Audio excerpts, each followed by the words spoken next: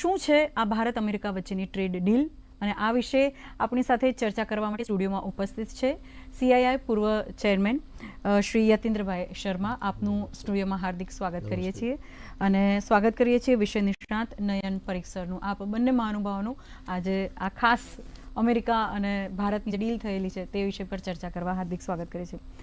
આપની સાથે વાત કરીશ કે એમણે કીધું EUને હમણાં જે mother of all the deals એની વાત થઈ, એની વિશે પણ આપણે આગળ ચર્ચા કરેલી છે, પણ એનો પણ થોડો ઘણો પ્રભાવ હોય એવું લાગે છે. પ્લસ બીજી એક વાત કરીએ કે ભારત એક વર્ષમાં સમગ્ર દુનિયામાં લગભગ 29 લાખ કરોડ જેટલું એ વેપાર કરે છે, એક્સપોર્ટ કરે છે. એની અંદર 7 લાખ કરોડ રૂપિયા જેટલું EUમાં કરે છે અને લગભગ 8 લાખ કરોડ જેટલું અમેરિકામાં કરે છે. એટલે આ અમેરિકાને એવું લાગ્યું હશે કે જો બીજી કોઈ ડીલ કરશે ભારત બીજા કોઈ જોડે તો પોતાનો સ્થાન કંઈક અલગ થઈ જશે એવું લાગે છે, એવું લાગ્યું હશે. શું હશે આની પાછળ?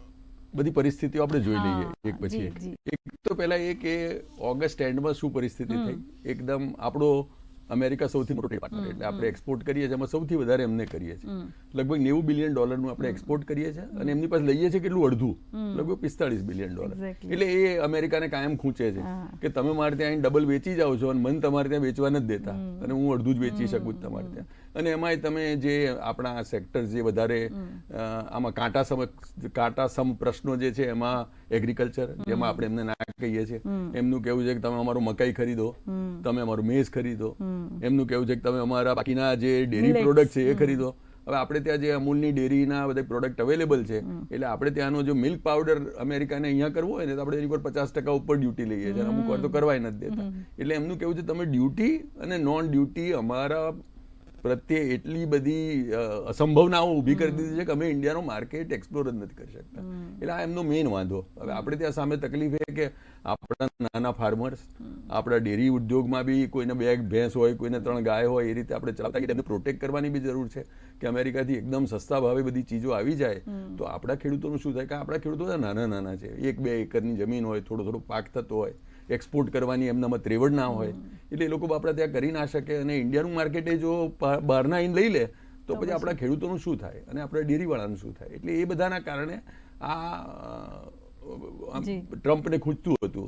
એટલે એમણે આ ઓગસ્ટથી ચાલુ કર્યું અને એમાંય પાછું આપણે સસ્તું ઓઇલ રશિયા પાસેથી લેવા માટે રશિયા પર એમણે સેન્કશન કર્યું કે ભાઈ રશિયાની પાસેથી તમે લઈ ના શકો ઓઇલ, એટલા માટે કારણ કે એ પૈસા યુદ્ધમાં વાપરે છે અને યુક્રેન જોડે તકલીફ કરે છે. એટલે આપણે લોકોએ કહ્યું કે આપણે સસ્તા લાગે લઈએ. એટલે સેન્કશન પહેલી વાત હતી કે ભાઈ સેન્કશનથી માની જાય તો કશું કરવાની જરૂર નથી. અને પહેલા એવી વાત પણ હતી કે અમુક વાર સેન્કશન કરે તો પછી આપણે ના લઈએ એની પાસેથી. આ વખતે આપણે લેવાનું ચાલુ કર્યું અને 25-30% ડીઝલ ને ક્રૂડ ને બધું આપણું પાસે લેતા હતા, એના કારણે આપણે 25-30% ભાવનો ફરક પડતો. એટલે આપણે ત્યાં હું તમે પેટ્રોલ પુરાવા જઈએ તો સરખા ભાવે આપણને પેટ્રોલ ને ડીઝલ મળી રહે, કારણ કે આપણે તો પાસ થ્રુ છે. એટલે ક્રૂડનો જે ભાવ હોય સરકાર એની ફોર્મ્યુલા ગણીને આપણને પાસ થ્રુ કરી નાખે. એટલે એ જો રશિયા પાસેથી આપણે ના લઈએ અને અમેરિકા અને વેનેઝુએલા પાસેથી લઈએ તો કદાચ આપણે 25-30%, 10-20% ભાવ વધારે આપવો પડે. કેવું આપણે નેગોશિએટ કરીએ છીએ એના જેવું છે. એટલે આપણે એનર્જી જે લેતા હતા રશિયા પાસે એના માટે આપણે 25%, અને આમ આપણે બીજું બધું નહોતા કરતા એના માટે 25%, 50% આપણી ઉપર ભાર ઝીક્યો. એના પછી આપણે લોકો જે એમ જોડે મથામણો કરતા હતા છેલ્લા 6-8 મહિના થઈ ગયા અને કંઈક વાતનો મેળ નહોતો પડતો, એમાં આપણે EU જોડે ટ્રેડ ડીલ કર્યા. પણ EU જોડે આપણા દર્શકોએ સમજવાની જરૂર છે કે અત્યારે ડીલ કર્યું છે પણ એની અમલ ક્યારે થશે હજુ વરસ રહીને. આપણે પાછું જો એપ્રિલ કે જૂન 2027માં આવી ડિસ્કશન કરતા હોઈશું તમારા ત્યાં આગળ સ્ટુડિયો પર તો પછી એની ચર્ચા કરું, કારણ કે એને કાર્યાન્વિત થતા એટલી વાર થશે. આ લોકોએ 27 દેશો પાસે જવું પડશે. મધર ઓફ ઓલ ડીલ કે છે એટલે એક મધરને માતૃત્વમાં જેમ 9 મહિના થાય એમ આને લગભગ 12 થી 15 મહિના થશે.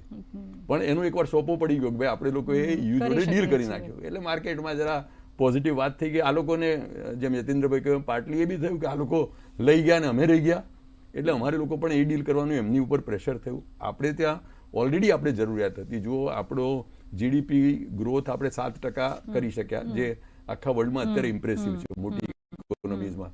પણ જો આપણે અમેરિકા જોડે જે ઓગસ્ટ એન્ડ સપ્ટેમ્બરથી આ ટ્રેડ વેપાર ના ગુમાયો હોય તો મારા હિસાબે આ 7.5 થાય. અને હવે પણ લાગે છે કે આ થયું તો મને લાગે છે કે એટલી 7.5 બધા પ્રેડિક્ટ કરે છે કે આપણો GDP ગ્રોથ છે 0.5% વધી જશે. એટલે આ બધી પરિસ્થિતિમાં અને આપણે ત્યાં હીરા ઉદ્યોગની તકલીફને કારણે સુરતમાં લોકો બેકાર છે, આપણે ત્યાં તિરુપુરમાં આજે ટેક્સટાઇલમાં તકલીફો છે એટલે ત્યાં આગળ લોકો છટણીમાં થઈ રહ્યા છે. એટલે આપણે ત્યાં અમેરિકામાં જે આપણે નથી એક્સપોર્ટ કરી શકતા, અને આપણો સૌથી મોટો કસ્ટમર કોઈ બી ધંધો લઈને બેઠા આવીએ, સૌથી મોટો કસ્ટમર લેવાનું બંધ કરે અથવા એમાં તકલીફો ઊભી કરે તો આપણને જે તકલીફ પડે એ આપણે ઇન્ડિયામાં જોઈ રહ્યા છીએ. પણ આનો હું પોઝિટિવ ચીજ એ જોઉં છું કે ઇન્ડિયાને પોતાની તાકાતનો અહેસાસ થયો. આપણને લોકોને આપણું ડોમેસ્ટિક માર્કેટ વાત કરતા હતા, એ ખરેખર આપણે ચકાસી લીધું કે જો ડોમેસ્ટિક માર્કેટના બેઝિસ ઉપર હું 7% ગ્રોથ કરી શકું છું. આપણે લોકો પેલું કરી શક્યા કે ભાઈ તમે નથી કરતા તો કઈ નહીં, હું યુકે જોડે ટ્રેડ ડીલ કરી લઈશ, EU જોડે કરી લઈશ. અને એક મેઇન કસ્ટમર, એક જ આપણા કસ્ટમર પર ડિપેન્ડ થતા આવીએ તો એના ફાયદા અને ગેરફાયદા બંને છે. એ કસ્ટમરને છીક આવે તો આપણને શરદી થઈ જાય.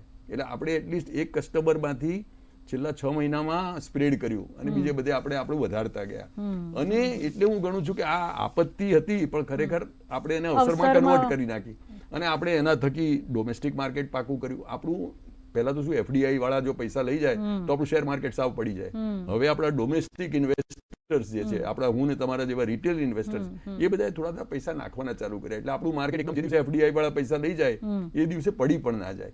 એટલે આપણે આ પરિસ્થિતિમાં જે તકલીફ આવી એના કારણે આપણે પોતાની જાતને બળવાન કર્યા. આપણે બીજા બધા જોડે સંબંધો કર્યા જે આપણે ખાલી અમેરિકા પર થોડા વધારે ડિપેન્ડન્ટ હતા. એટલે આપણું રિસ્ક સ્પ્રેડ થયું, આત્મનિર્ભર તરફ આપણી પોતાની તાકાત ઊભી થઈ, અને પાછું આ પણ આવી ગયું. એટલે વળી આપણે જે દોડવું હતું અને એમાં પાછું ઢાળ મળ્યો. એટલે આપણે હવે 7% તો હતા જ અને હવે 1/2% બીજો વધી જાય એવી શક્યતા ઊભી થઈ. અને આપણે ત્યાં જે અમુક અનએમ્પ્લોયમેન્ટનો પ્રશ્ન, કારણ કે અમુકમાં સુરતમાં, તિરુપુરમાં લોકોએ પોતાના જે સ્કિલ્ડ વર્કર્સ છે, યતીન્દ્રભાઈએ પોતાના સ્કિલ્ડ વર્કર્સને છોડતા નથી. આપણે આપણી ચા જે બરાબર સરખી બનાવતો હોય પ્યુરને નથી કાઢતા. એટલે એ લોકોએ ગમે એમ કરીને માણસો ટકાઈ રાખ્યા હતા. પણ હવે જો ના થયું હોત તો કદાચ માણસોને કાઢવા પડત. એ પરિસ્થિતિમાં આ ડીલ થઈ ગયું. એટલે હું જે પેલું mother of all deal EU કહું છું, એમ આ ફાધર ઓફ ઓલ ડીલની જેમ આ બધા ડીલનો બાપ જે છે એવું જે આપણે ડીલ કરી નાખ્યું વિથ અવર બિગેસ્ટ કસ્ટમર, એ મારા ખ્યાલથી એના એડવાન્ટેજ છે. હવે એમાં શું બાકીની વિગતો છે, આપણે એગ્રીકલ્ચરને, આપણા ડેરીને, કારણ કે ડોનાલ્ડ ટ્રમ્પ તો એકદમ લખી નાખે છે કે ભાઈ હવે અમેરિકા અમારી પાસે, ઇન્ડિયા અમને એગ્રીકલ્ચરે વેચવા દેશે, ડેરીએ વેચવા દેશે, રશિયાએ બંધ કરી દેશે, અમારાને વેનેઝુએલા પાસે લેશે. આપણે આ બધું કરીએ ના કરીએ નક્કી નથી. $500 બિલિયન વાત કરે છે. આ વર્ષે આપણે ગયા વર્ષે એમની પર $50 બિલિયન લીધું છે. 10 વર્ષના એક્સપોર્ટ જે અમેરિકા અહીંયા કર્યા છે એ આંકડાની વાત કરે. ડોનાલ્ડ ટ્રમ્પના આંકડા, એના સ્ટેટમેન્ટ, એ બધા એકદમ જ ધ્રુજાવી નાખે એવા હોય છે. એને ડિટેલમાં જોવા પડશે, સાઈન કરતા પહેલા વાંચવા પડશે. પણ આ ચોક્કસ એક સારી ખબર છે.